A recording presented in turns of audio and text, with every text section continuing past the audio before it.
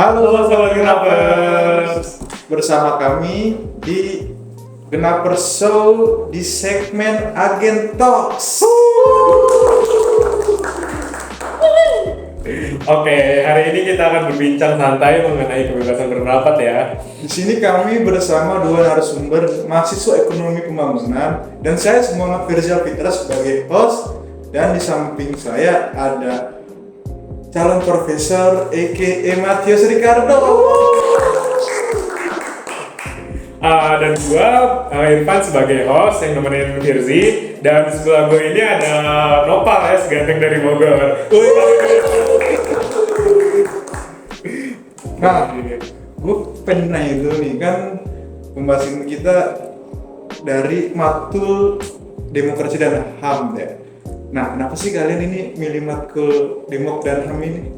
Mau jawaban jujur atau jawaban pura-pura nih?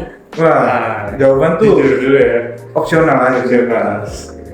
Kalau jujur sih, buat apa ya Pak? Buat menuhin 24 SKS nggak sih? Iya.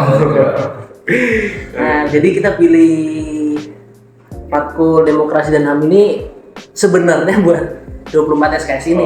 Ngejar 24 ya, full ini. Iya. Terus juga demokrasi dan HAM ini isunya sedang panas kan gitu di tahun mendekati tahun-tahun politik gitu. Kayaknya cocok nih. Jadi kita pilih. Nah, kalau lu Pak? Kalau gue sama sih, gue memenuhi 24 SKS sekaligus ngikutin teman-teman gue sih. Jadi karena teman-teman gue banyak yang di demokrasi dan HAM, betul. Gue jadi ikut lah. Cuman untuk demokrasi dan HAM akhir-akhir ini jadi seru sih, mungkin gara-gara dekat sama pilkada juga ya. Iya, betul. Dan kelihatannya mata kuliah lebih nggak matematis gitu ya. Iya. Jarang belajar teori Iya, ya, surga bosan gitu ya. Oke. Nah, kalian kan udah belajar matkul demokrasi dan HAM ya. Nah, menurut kalian itu kalau dari 1 sampai 10, berapa rata-rata kebebasan berpendapat di Indonesia ini? Nah, kalau menurut gue sendiri ya, Iya, gue kasih 5 deh. 5. Wah, tengah-tengah ya. Di atas ya, bawah. Pokoknya mirip lah kayak seseorang gitu. Ya, siapa tuh? Prit. Oke. Nah, oke. Kalau gua range-nya mungkin di 5 kalau nggak 7. 5 sampai 7 karena kebebasan berekspresi di negara ini dibilang bebas banget juga enggak, dibilang anti kritik juga sebenarnya udah enggak ya. Misalnya banyak podcast atau diskusi yang menyinggung pemerintahan juga jalan-jalan aja gitu. Nah, itu Aman sih tuh? aman. Oh. Tapi agak ngeri dikit aja. Agak ngeri. Ting, baso. Bakal hilang nggak? Itu sih.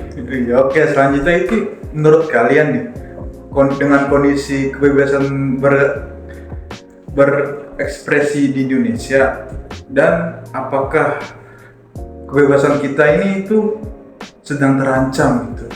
Menurut kalian tuh gimana ya? Nah, kalau menurut gue sendiri mungkin beberapa pihak bakal setuju sama pernyataan tadi. Mungkin beberapa pihak mungkin ada nggak sependapat. Tergantung persepsi dari individu sama kelompoknya tersendiri sih.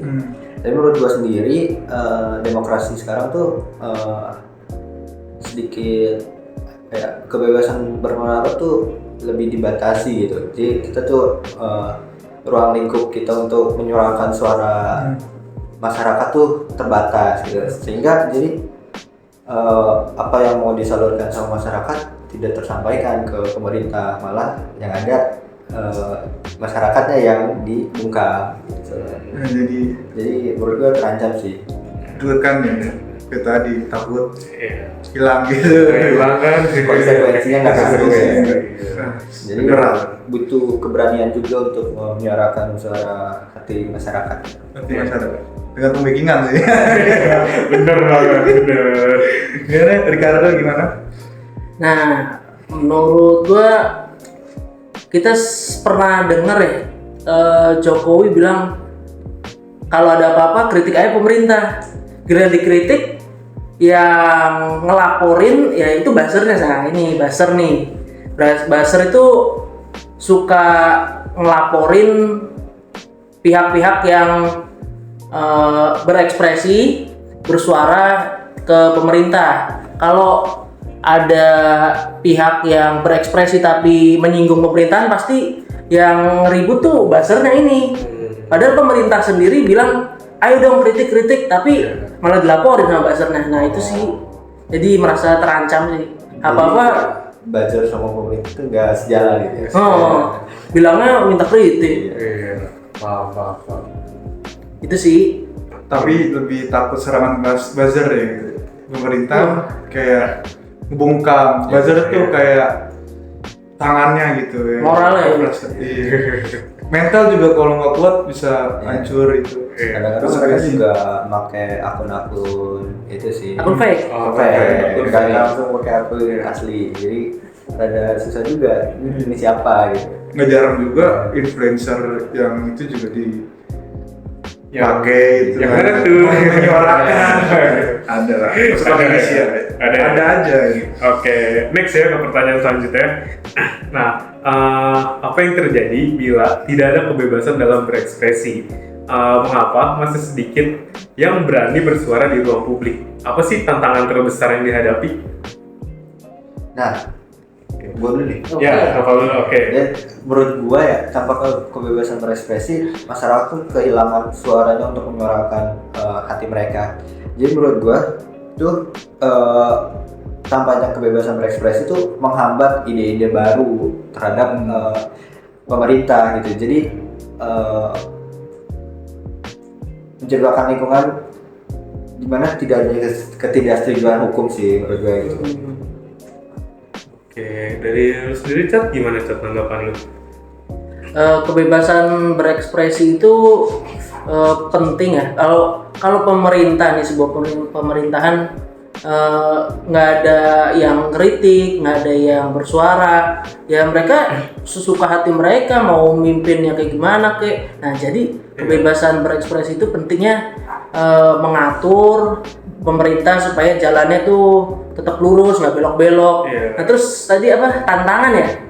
Ya tantangannya kenapa masih banyak yang takut bersuara? Ya takut dilaporin. Dilaporin ya. Ya kan siapa sih yang nggak takut tiba-tiba hilang? Iya.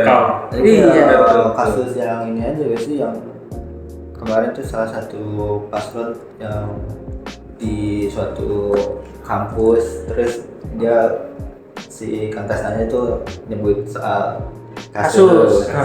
Terus dia diintimidasi lah. Jadi kayak orang pasti bakal takut dong. Oke. Ini kayaknya tahu ya paslon. Yang mana? Yang merah, kuning, hijau. Itu. Mana lagi? Oke, dari tantangan tadi kan beberapa yang dihadapi individu atau kayak mahasiswa organisasi. Kan kebanyakannya individu nih ya, yang ingin bersuara di ruang publik, termasuk ancaman terhadap keselamatan pribadi yang tadi mungkin akun sosmednya hilang atau banyak intimidasi atau mungkin hilang, tangkap Orang yang hilang ya? orang yang hilang, dan ketakutan akan represi dari pihak berwenang dan risiko penguncian sosial. Pertanyaannya? Dari statement Gerzi, gue bisa simpulin ya pertanyaan apa yang mau gue tanya nih ke kalian. Apakah kebebasan berekspresi ini memiliki batasan? sejauh mana batasan itu terhadap batas kebebasan berekspresi sesuai dengan prinsip-prinsip demokrasi yang ada di Indonesia? Nah, kalau menurut gua sendiri, iya kebebasan berekspresi itu harus ada batasannya ya. Nah, seperti yang tertuang di UUD 1945 sama undang-undang yang terkait lah. Yaitu kita boleh berekspresi, cuma kita juga harus mencantumkan kayak nilai-nilai moralnya, terus kayak hak-hak orang lain yang kita harus perlihatkan gitu. Jadi nggak menyinggung orang lain lah gitu. Harus sesuai dengan moral yang ada.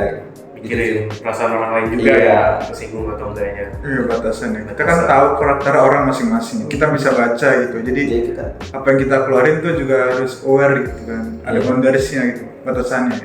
Oke, kalau lu sendiri Cat gimana Cat? Nggak lu?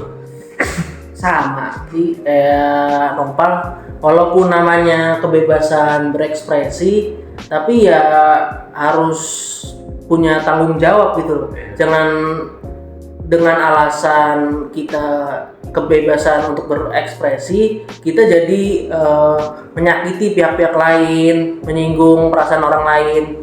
Jadi batasan kebebasan berekspresi kalau kita sudah menyinggung pihak-pihak lain, nah itu menurut gua stop itu cukup sih. Ya, kebebasan berekspresi juga harus tahu aturan ya, nggak bisa seenaknya aja. Terus seenaknya, terus kita harus relevan apa yang kita mau sampaikan, tujuannya dan hasilnya akan kayak gimana gitu. Jangan sampai menyerang secara personal. Jadi betul. Jangan sampai menyerang personal. Jadi kita nggak tahu nih isinya. Jadi masyarakat atau pendengar yang ingin dengerin apa yang kita suarain tuh gak masuk. Jadi masuknya ya negatif semuanya. Yang tadi ada positif negatif semua dengan adanya nyerang personal itu yang tidak relevan gitu. Nyerang kebijakan nggak apa-apa sih ya. Nah yang bahaya tuh nyerangnya banyak ke yang personal jadinya. Harusnya nyerangnya kebijakannya aja, jangan personalnya. Iya. Harusnya kita tuh punya pemerintah yang anti kritik ya. Korea. Bisa berat sih. Ya. Kebijakan bagus sih menurut gue tuh.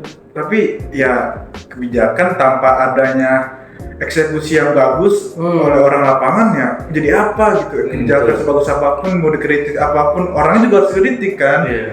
Ya terkadang itu sih yang miskonsepsi dengan penyerang personal ya. Yang jalanin siapa kan? Orangnya itu. Oke. Ya mungkin next question ya. Selanjutnya yaitu ketika suatu pihak mengeluarkan statement di ruang publik, terkadang ada pihak lain nih yang tidak setuju, bahkan ada yang merasa dirugikan akibat statement tersebut. Menurut kalian nih, bagaimana keseimbangan dapat dicapai antara hak untuk menyampaikan pendapat dan perlindungan terhadap pihak yang mungkin terkena dampak negatifnya?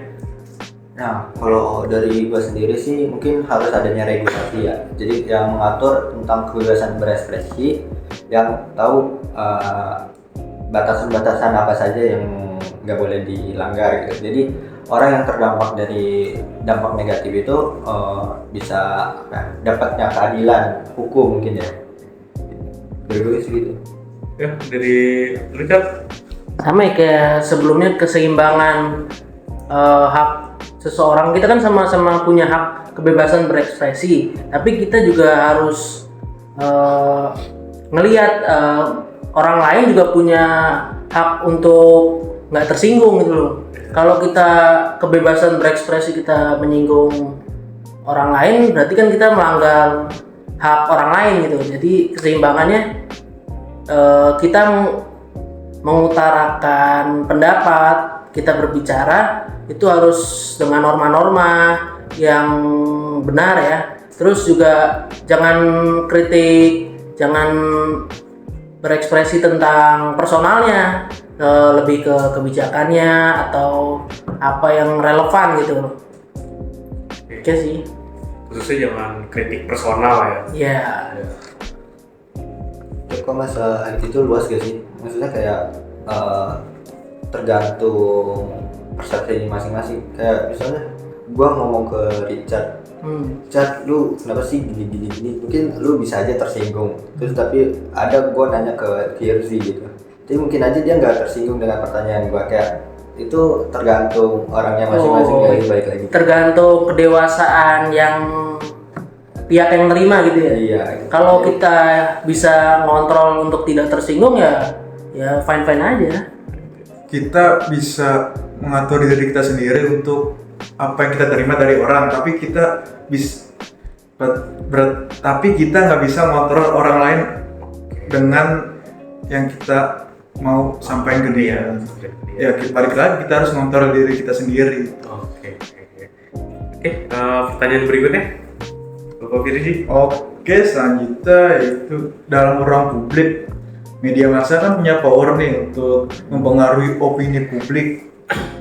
Lantas bagaimana cara media terhadap kebebasan berekspresi di Indonesia? Boleh?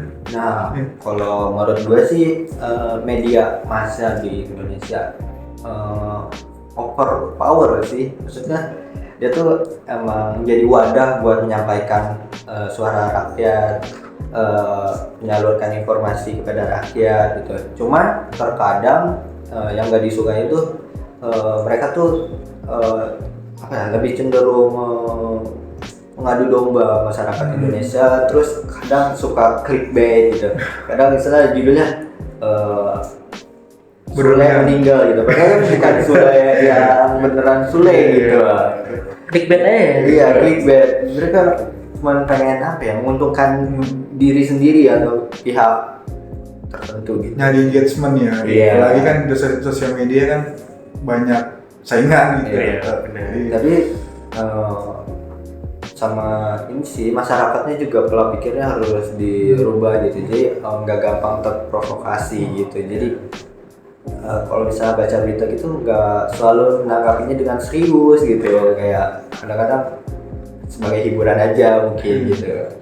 Dan jangan lihat luarnya doang, lihat isinya. Iya. Berarti 2024 ganti rakyat gitu. Ganti rakyat.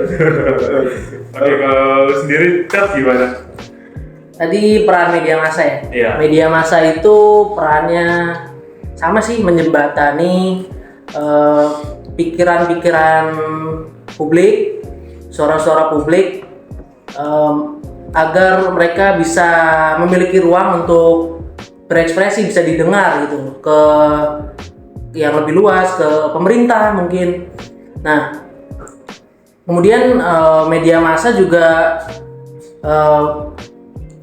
menjembatani masyarakat yang ingin berkomentar, misalnya di media sosial, misalnya ada suatu kasus. Nah, karena ada media massa, jadi kita bisa komen nih pendapat kita tentang suatu kasus ini, apakah setuju atau enggak. Terus juga melatih kita kritis ya. Nah, terus kalau di TV nih yang telepon interaktif, tahu ya? Oh iya, tahu. Yang pagi-pagi gitu. Nah, kan itu kan melibatkan masyarakat gitu. Jadi media massa itu perannya melibatkan masyarakat turut berpartisipasi dalam menyuarakan pendapatnya gitu. Jadi bisa bebas untuk berekspresi di ruang publik gitu. Nah, ini karena kita lagi bahas kebebasan berpendapat di media massa ya. Nah, belum lama ini kan ada masalah seorang komedian Kiki Saputri ya. Oh iya. Ya, yang merosting salah satu capres di salah satu program TV. Siapa tuh? Aduh. Nah, setelah ditayangkan ke televisi, ternyata banyak bagian yang dihapus. Oh, dihapus. Dan netizen yang menyaksikan momennya itu juga kayak kehilangan rasa momennya gitu. Jadi tetapi kalau kontennya hilang tuh secara publik, netizen ini kayak merasa ada sesuatu kepentingan sesuatu tuh yang ingin dicapai oleh mungkin dari paslonnya atau dari belakangnya. Who knows, nggak tahu. Kepentingan Ya. Masalahnya itu kan Kiki ini udah ngebenerin nih, ada perjanjian syarat kalau dia tuh nggak boleh bahas dua hal nih, pokoknya bahas dua hal. Nah, Kiki ngerostingnya di luar hal itu dan tetap dihapus Dihujat. ya. dihujat dari buzzer-buzzer pro paslon itu, dihapus juga tayangannya. Jadi netizen nih merasa kekuatan ini sangat-sangat Iya. tidak bisa disenggol gitu, susah gitu. Powernya tuh luar biasa gue. Ya, dan ini viral di media sosial kan, jadi banyak pro kontra lah di kalangan netizen ini, netizen asli atau netizen Buzzer. tanda kutip. Boleh tuh gimana? Oke, pertanyaan itu gimana sih menurut kalian nih kebebasan berpendapat dalam kasus ini nih? Nah, menurut gue sendiri ya, setahu gue tuh si ini udah ngebahas di luar dua topik yang gitu. Terus yang gue tahu tuh dia ngerosting salah satu paslon ini. Itu tuh diminta sama dia. Itu bukan keinginan Kiki lah buat untuk ngerosting. Jadi kan dia tuh mungkin agak kesel karena dia udah menyiapkan semuanya, tapi kok di-cut. Kalau misalnya begitu mendingan gak usah dari awal gitu. Kan tujuannya tuh mereka mau apa ya, lebih baik di mata masyarakat mungkin ya, cuman karena roastingnya terlalu menjurus dan mungkin baper mungkin ya paslonnya, jadi di-cut. Cuman kan nggak etis juga dong, maksudnya dia udah minta untuk tampil di roasting tapi malah di-cut gitu. Minta dengan syarat juga, Iya. dia sendiri nggak bisa. Kalau Richard gimana tanggapan lu buat masalah ini? Apa nih ya? Itu kan yang minta roasting siapa? Calonnya kan? Calonnya. Paslonnya kan? Nah, terus paslonnya ini udah ngeluarin syarat apa yang nggak boleh dibahas. Tapi ketika udah jadi malah dipotong-potong tadi ya? Iya. Dihapus bahkan. Oh, dihapus. Nah kan Kiki ini komedian ini profesional ya, maksudnya udah effort peneliti tentang profil paslon ini. Nah tapi sepihak gitu dihapus. Jadi nah udah dihapus, ada juga yang buzzer tadi yang disebutkan tadi ya. Buzzer itu masih terus menghujat si Kiki ini. Padahal kan yang minta untuk di roasting kan beliau paslon tersebut ya, yang tadi seperti yang disampaikan di awal, yang minta itu ya mereka sendiri, tapi kok kenapa pihak pendukungnya yang marah? Nah gitu sih. Jadi agak aneh. Agak aneh, dan di sini makin kelihatan ya buzzer itu siapa yang kelihatan tidak pintar itu, kelihatan dungu gitu ya. Oke, ngeliat waktu ya udah cukup. Gimana dari lu, Bar? Udah cukup? Cukup nih. Oke.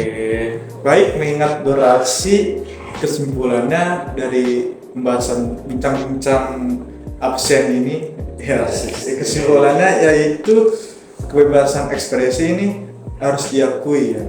Namun batasannya juga harus diperlukan untuk menyeimbangkan hak individu dan kepentingan kolektif.